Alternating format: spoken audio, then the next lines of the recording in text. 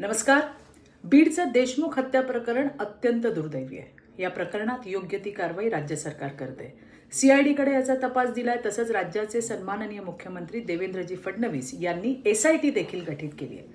कायदा कायद्याचं काम करणार आहेच. गुन्हेगारांना कठोरात कठोर शिक्षा करण्यासाठी सरकार कटिबद्ध आहे आणि त्यासाठीच राज्याचे मुख्यमंत्री देवेंद्रजी फडणवीस सर्वतोपरी प्रयत्न करत आहेत. मात्र याच प्रकरणासंदर्भामध्ये समाजसेविका अंजलीताई दमानिया आंदोलन करतात. त्यांना विरोध करत समाज माध्यमांवर काही समाजकंटक अगदी पातळी सोडून अंजलीताईंवर टीका करतात. याचा एक स्त्री म्हणून मला अत्यंत त्रास होतो, कारण मी सुद्धा या सगळ्यातून गेलीये आणि जातीये.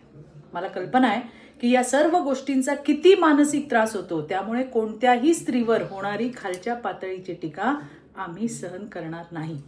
म्हणूनच आज गुन्हे विभागाच्या सहपोलीस आयुक्तांना जाऊन मी भेटले.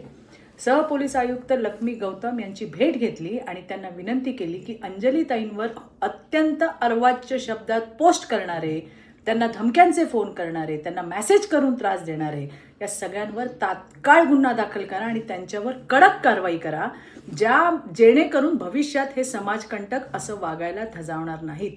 पण आज या माध्यमातून मी तुम्हालाही सांगते की तुम्ही छत्रपती शिवाजी महाराजांच्या राज्यात राहता हे विसरू नका.